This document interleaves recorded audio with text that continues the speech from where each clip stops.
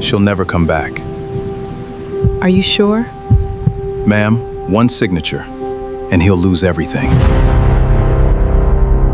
He kissed his mistress goodbye, then drove her straight to the mansion he shared with his dying wife. While she battled cancer alone in a hospital bed, he planned a new life without her.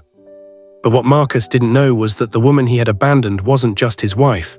She secretly owned everything he believed was his. The rain poured steadily over Atlanta as Marcus Reynolds stepped out of his black luxury SUV and walked toward the entrance of St. Mary's Cancer Center.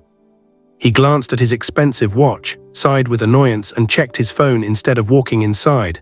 Waiting beside him was Vanessa, a woman nearly 15 years younger than his wife, dressed in designer clothes and smiling as if the weather couldn't touch her. She slipped her arm through Marcus's and laughed. "Do we really have to waste another afternoon here?" she asked. Marcus looked toward the hospital entrance before shaking his head. "No, she's sleeping anyway. The doctors can't do much anymore." Without another thought, he turned around, opened the passenger door for Vanessa, and drove away, leaving his wife alone inside the hospital room. Upstairs, Naomi Reynolds slowly opened her eyes after another exhausting chemotherapy session. Her head ached, her body felt weak, and the room was painfully quiet. She looked at the empty chair beside her bed, hoping Marcus had simply stepped out for coffee. The nurse walked in gently, adjusted her blanket, and smiled with sympathy. "No visitors today." Naomi forced a small smile and whispered, "He must be busy." Deep down, she already knew the truth, but she refused to speak badly about the man she had loved for nearly 20 years. Marcus hadn't always been this cold. Years ago, they were the couple everyone admired. They built their life together from almost nothing. They shared dreams, struggled through hard times, and celebrated every small victory. But everything changed the day Naomi was diagnosed with cancer. As her treatments became harder, Marcus slowly became someone she no longer recognized. He stopped eating dinner with her, stopped answering her calls, and eventually stopped pretending he cared.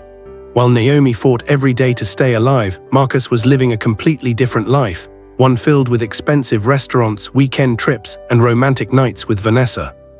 He convinced himself he deserved happiness because, in his mind, his wife was already losing the battle. That evening, Marcus unlocked the front door of the beautiful mansion he shared with Naomi. Vanessa followed him inside, looking around with excitement. "This place is incredible," she said as she admired the marble floors and grand staircase. Marcus smiled proudly. "It's ours now. Naomi won't be coming home anytime soon." Vanessa grinned and placed her suitcase near the staircase like she had already become the lady of the house. Together they laughed as they explored room after room, making plans to redecorate and throw parties. Neither of them noticed the framed family photos lining the hallway or the memories they were disrespecting with every step. Back at the hospital, Naomi sat quietly by the window watching the rain fall across the city. She held her wedding ring between her fingers and closed her eyes. She remembered the promises Marcus once made to love her in sickness and in health. Those words now felt like they belonged to someone else.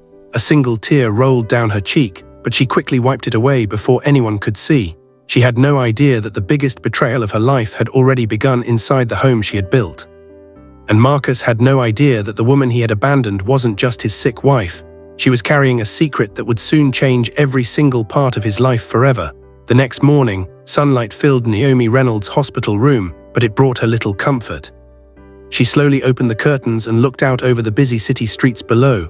People hurried to work, families walked together, and life continued as if nothing had changed. Inside that quiet room, however, Naomi was fighting the hardest battle of her life. The chemotherapy had taken away her strength, her appetite, and most of her beautiful hair, but it had never taken away her kindness. Every nurse on the cancer floor knew her by name because she always greeted them with a smile, even on the days when the pain became almost unbearable. She thanked everyone who cared for her and never complained about her situation. To the people around her, Naomi looked like an ordinary woman who had simply fallen on hard times. No one could imagine that behind her simple clothes and gentle voice was one of the wealthiest black women in America. Years earlier, Naomi had inherited a private investment company started by her late grandfather, a respected businessman who believed true wealth should be protected with wisdom, not pride. Before he passed away, he taught Naomi one lesson she never forgot: never let money become your identity. Let your character speak louder than your bank account. Naomi carried those words throughout her life. Instead of buying expensive jewelry or showing off luxury cars, she chose to live quietly. Even after marrying Marcus, she never told him the full size of her family's fortune. She wanted a husband who loved her heart, not her wealth. Through family trusts, private investments, and businesses held under legal agreements, Naomi controlled assets worth billions of dollars. Only her personal attorney, Harold Bennett, and a small group of trusted financial advisors knew the complete truth. To everyone else, she appeared to be nothing more than the supportive wife standing behind her husband's success. Marcus believed he had built everything through his own hard work. He proudly told friends that every dollar they owned came from his determination and business skills. What he never realized was that many of the biggest opportunities in his career had quietly come through Naomi's influence. When his company nearly collapsed years ago, an anonymous investment saved it. When the bank approved a large business loan despite weak financial records, someone had guaranteed it behind the scenes. When investors suddenly became interested in his company, they had received recommendations from people connected to Naomi's private network. She never asked for credit because seeing Marcus succeed made her happy. She wanted him to feel proud, even if he never knew who had opened the doors. Later that afternoon, Harold Bennett arrived at the hospital carrying a thin leather briefcase. After making sure the room was private, he sat beside Naomi and spoke softly. "I've reviewed everything. If you decide to move forward, every asset is fully protected." Naomi remained silent for a long moment before asking one simple question. "Has Marcus called?" Harold slowly lowered his eyes and gently shook his head. Naomi smiled sadly, although the disappointment was obvious. She looked out the window once more and quietly replied, "Then let's wait a little longer. I'm still hoping the man I married remembers who he used to be." Harold nodded, but deep inside he feared that Marcus had already made a choice that would cost him far more than he could ever imagine. Little did Marcus know, the woman he had underestimated still held every card, and the day she finally decided to play them was getting closer with every passing hour. A week passed, and Marcus Reynolds never returned to the hospital. At first, Naomi kept telling herself he was overwhelmed, that maybe he simply didn't know how to face her illness. But as the days turned into silence, even she found it harder to believe the excuses she had been making for him. Every morning she looked toward the hospital door whenever footsteps echoed through the hallway, hoping to see the man she had spent nearly 20 years loving.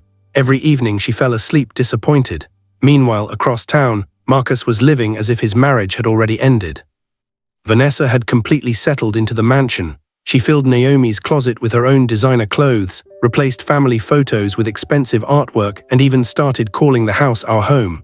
Marcus didn't stop her. Instead, he encouraged it. To him, Naomi had become part of the past, and Vanessa represented the exciting future he believed he deserved. One evening, while they enjoyed dinner at an upscale restaurant, Vanessa leaned across the table and smiled. "Marcus, I don't understand why you're still waiting.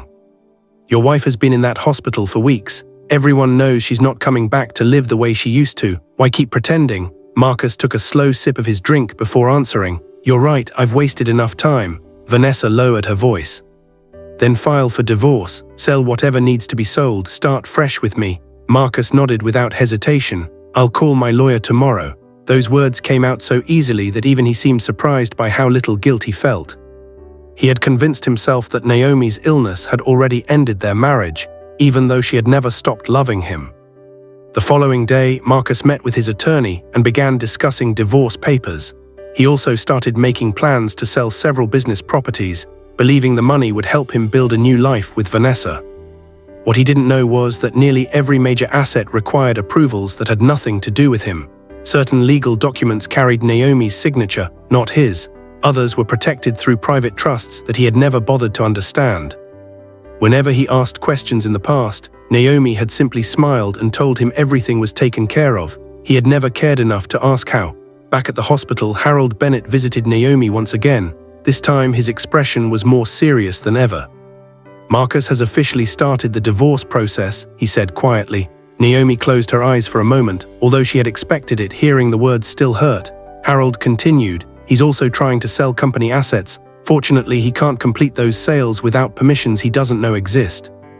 Naomi remained silent. Finally, she looked up and asked, "Has he ever asked how I'm doing?" Harold slowly shook his head. The room became painfully quiet.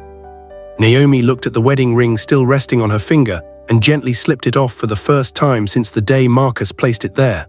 She held it in her hand for several seconds before setting it on the bedside table. It wasn't an act of anger. It was the moment she finally accepted that the man she had loved no longer existed. Across the city, Marcus celebrated with Vanessa, believing he had complete control over his future. They laughed about expensive vacations, luxury homes, and the new life waiting ahead. Neither of them realized that every decision Marcus made was pulling him deeper into a trap of his own making. The woman he had abandoned wasn't powerless, she was simply waiting. And once she stopped protecting him, everything he believed he owned would begin slipping through his fingers one piece at a time. The next round of chemotherapy hit Naomi harder than any treatment before it. Even sitting up in bed became a struggle. Some mornings she didn't have the strength to lift a glass of water without help. The doctors tried to stay hopeful, but the cancer had become more aggressive, and every day mattered. Despite everything, Naomi never lost her calm spirit. She still smiled at the nurses, thanked the cleaning staff, and encouraged other patients who were beginning their own cancer journey. Many of them had family members sitting beside them every day, holding their hands through the pain. Naomi noticed those moments but never complained. The empty chair beside her bed had become a painful reminder that the person she needed most had chosen to be somewhere else. One afternoon, Dr. Lisa Carter entered the room carrying Naomi's latest test results. She gently pulled up a chair and spoke honestly. "Naomi, the treatment is becoming more difficult because your body is getting weaker. We still have options, but you need as little stress as possible." Naomi nodded quietly. "I'll keep fighting," she answered with a soft smile. The doctor admired her courage. Before leaving, she paused at the door and asked, "Should we call your husband? He should know what's happening." Naomi looked toward the window for a long moment before replying, "If he wanted to be here, he already would be." Those words filled the room with silence. Across town, Marcus couldn't have been further from the reality Naomi was facing. He and Vanessa were shopping for expensive furniture and planning a complete renovation of the mansion. Vanessa wanted to turn Naomi's favorite reading room into a luxury dressing room. She laughed while pointing at the old family pictures hanging on the walls. "These have to go," she said. Without hesitation, Marcus took the framed photographs down one by one and placed them in storage boxes. Pictures from anniversaries, birthdays, family vacations, and holiday celebrations disappeared within minutes. It was as if he was trying to erase every memory of the woman who had stood beside him through the hardest years of his life. Back at the hospital, Harold Bennett returned carrying another folder of legal documents. This time his face showed concern that he could no longer hide. "Naomi," he said gently, "we've delayed this for as long as possible. If your condition gets worse, these documents need your signature." Naomi slowly opened the folder. It contained updated trust agreements, company instructions, charitable donations, and emergency business orders that would only become active if she approved them. Harold carefully explained every page, but he noticed she wasn't reading the paperwork. Instead, she was staring at a photograph of Marcus that she had kept inside her bedside drawer since the day she was admitted. After several quiet minutes, Naomi picked up a pen. Before signing the first page, she whispered, "I prayed every day that he would walk through that door and remind me why I fell in love with him." A tear rolled down her face as she continued. "But I've finally realized I'm waiting for someone who isn't coming." She signed each document slowly and handed them back to Harold. He placed them carefully into his briefcase, knowing those signatures would soon change the lives of many people. As Harold stood to leave, Naomi looked at him and quietly said, "When the time comes, don't protect Marcus anymore." At that very moment, across the city, Marcus raised a glass of champagne with Vanessa, completely unaware that the woman he had abandoned had just made the decision that would destroy everything he believed belonged to him. 3 days later, Marcus walked into the headquarters of Reynolds Capital with the confidence of a man who believed he owned the world. Vanessa had spent the entire morning talking about their future. They were already discussing a luxury wedding on a private island and shopping for a new vacation home in Miami. Marcus smiled as he stepped out of the elevator, expecting another ordinary workday. Instead, 2 security guards blocked his path. "Good morning, Mr. Reynolds," one of them said politely. "We are sorry, but your access badge has been deactivated." Marcus laughed, thinking it had to be a mistake. "I've owned this company for 15 years, he replied. "Fix the system." The guard looked uncomfortable. "Sir, these instructions came directly from the board of directors." Marcus frowned and pulled out his phone. Before he could make a call, dozens of email notifications began appearing on the screen. His bank had frozen several business accounts. His request to sell company property had been rejected. Major investors had withdrawn from ongoing projects. Even the luxury credit card he used every day had been temporarily suspended. Confused and angry, Marcus rushed toward the executive conference room, only to find the doors already closed. Through the glass walls, he saw board members seated around the table. At the head of the room sat Harold Bennett, calm as ever, with a thick folder resting in front of him. A few moments later, the doors opened. Harold looked directly at Marcus. "Please come in." Marcus stormed inside. "What is going on? Who gave security the right to lock me out of my own company?" Harold slowly stood up and placed several legal documents on the table. "Mr. Reynolds," he said calmly, "this company has never legally belonged to you." Marcus stared at him in disbelief. Harold continued. "Every major investment, every property purchase, every expansion, and every financial guarantee was funded through the Reynolds family trust." Marcus shook his head. "That's impossible." Harold slid another document across the table. "The trust belongs to your wife, Naomi Reynolds." The room fell completely silent. Marcus picked up the papers with trembling hands. Every page carried official signatures, ownership records, and financial statements.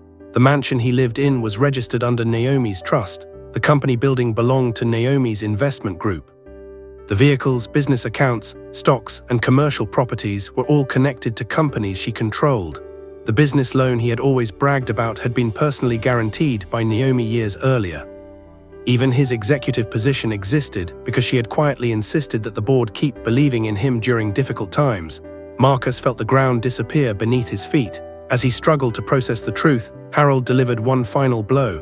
Mrs. Reynolds signed new instructions before her last treatment. He paused before continuing. "Effective immediately, your authority within this company has been terminated." At that exact moment, Marcus's phone rang. It was Vanessa. The panic in her voice was impossible to miss. "Marcus, there are people at the mansion. They're changing the locks. They said the house belongs to Naomi. They're telling me we have 1 hour to leave." Marcus slowly lowered the phone, unable to speak. For the first time in his life, he realized that everything he believed he owned had never truly been his. The wife he had abandoned in a hospital bed wasn't just fighting cancer. She was the billionaire who had quietly built the life he had taken for granted, and now that protection was gone forever. By the next morning, Marcus Reynolds' world had completely fallen apart. He spent the entire night calling lawyers, bankers, and business partners, hoping someone would tell him there had been a mistake. Instead, every phone call brought worse news. His access to company accounts remained blocked. His authority had been removed from every business he thought he controlled. Even the mansion where he had lived for years was no longer his home. As movers carried Vanessa's expensive luggage onto the front lawn, she stood with her arms crossed, looking more frustrated than heartbroken. She had fallen in love with Marcus's lifestyle, not Marcus himself. Now that the money was gone, so was her loyalty. Marcus walked toward her, desperate to explain. "Vanessa, this is temporary. My lawyers are fixing everything. We'll get it all back." She stared at him for a few seconds before letting out a cold laugh. "Get it back?"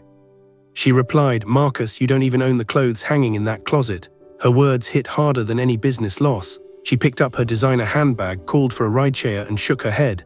"I thought I was dating a successful businessman. Turns out I was dating a man who was living off his wife's fortune without even knowing it." Without another word, she climbed into the waiting car and drove away. Marcus stood alone on the sidewalk, watching the only person he had chosen over his wife disappear without looking back. The humiliation didn't stop there. Before noon, local news channels and major business websites began reporting the story. Headlines spread across social media within hours. Cancer patient revealed as secret billionaire. Business executive loses everything after wife's hidden fortune exposed. Television reporters gathered outside the company headquarters, while neighbors whispered outside the mansion. Everyone wanted to know how one of the city's most respected businessmen had failed to realize that his own wife was the true owner behind his success. Videos of Marcus being denied entry into his office quickly went viral, and millions of people watched the clips online. The same people who once admired him were now questioning everything he had ever claimed to achieve. As the story continued spreading, Marcus noticed something even more painful. His phone stopped ringing. The business partners who once invited him to private dinners no longer answered his calls. Friends who had enjoyed vacations on his yacht suddenly acted as though they had never known him. Investors refused to meet with him. The country club cancelled his membership. Even people who had once praised his leadership avoided making eye contact whenever they passed him in public. Within just a few days, Marcus went from being surrounded by people to standing completely alone. The respect he thought he had earned disappeared almost overnight because it had been built on a foundation he never truly understood. Meanwhile, Naomi remained in her hospital room, far away from the cameras and public attention. She never gave interviews or celebrated Marcus's downfall. When one nurse showed her a news report on television, Naomi quietly asked her to turn it off. She took no pleasure in watching someone she had once loved lose everything. Her only focus was getting stronger and finishing her treatment. But while Naomi chose peace over revenge, Marcus was finally forced to face a truth he had spent years ignoring. Wealth could buy luxury, status, and attention, but it could never replace loyalty, love, or character. By the time he realized that lesson, the people he had trusted were gone, the woman who truly loved him was slipping further away, and the life he had taken for granted had already become someone else's future. 6 months passed, and life looked completely different for everyone involved. The long months of chemotherapy, surgeries, and recovery had finally come to an end. Naomi Reynolds walked out of St. Mary's Cancer Center with a smile that no amount of pain had been able to erase. Doctors and nurses lined the hallway, clapping as she rang the hospital's victory bell. Many of them had cared for her from the very first day of her treatment, and they celebrated her recovery like she was family. Naomi hugged every nurse she could, thanking them for standing beside her when life had felt its darkest. She had survived not only cancer, but also the heartbreak of losing the man she once believed would never leave her side. Yet despite everything she had been through, there was no anger on her face. There was only gratitude for a second chance at life. A few weeks later, Naomi stood on a stage surrounded by community leaders, doctors, and hundreds of families. Reporters from across the country filled the room because everyone wanted to hear from the woman whose story had captured national attention. Instead of announcing a new business deal or celebrating her wealth, Naomi revealed a mission much bigger than herself. She announced the creation of the Naomi Reynolds Hope Foundation, a non-profit dedicated to helping people who were fighting the same battle she had faced. The foundation would build cancer support centers in underserved communities, provide scholarships for children who had lost parents to cancer, create safe housing for single mothers going through treatment, and establish a fund that would cover medical costs for families who could not afford life-saving care. The audience rose to their feet in a long-standing ovation. Many people wiped tears from their eyes because they knew Naomi could have spent her fortune seeking revenge, but she had chosen to change lives instead. Across town, Marcus sat alone in a small apartment that looked nothing like the mansion he once called home. The expensive suits were gone, the luxury cars had been repossessed, most of the people who used to fill his phone contacts had disappeared without a word. He quietly ate a simple dinner while an interview with Naomi played on the television. For the first time in months, he saw her looking healthy again. Her smile reminded him of the woman he had fallen in love with years ago before greed, pride, and selfishness had blinded him. The weight of his mistakes became impossible to ignore. During the interview, one reporter asked the question everyone had been wondering. "Naomi, after everything your ex-husband did to you, why didn't you destroy him the moment you discovered the truth?" The room became completely silent. Naomi paused for a moment before smiling gently. "Because revenge changes nothing," she said. "People eventually become known for the choices they make. Character always reveals itself. I didn't need to ruin his life. His own decisions did that." Her answer spread across television, social media, and newspapers, inspiring millions of people who had followed her journey. Marcus slowly turned off the television and lowered his head. He finally understood that losing his fortune had never been his greatest punishment. His greatest loss was the woman who had loved him without asking for anything in return. Money could be earned again, businesses could be rebuilt, but trust, loyalty, and genuine love were far more valuable than billions of dollars. Some opportunities only come once in a lifetime, and once they're gone, no amount of wealth can ever bring them back. Naomi had won her fight against cancer, but more importantly, she had protected the kindness in her heart, and in the end, that became the greatest victory of all.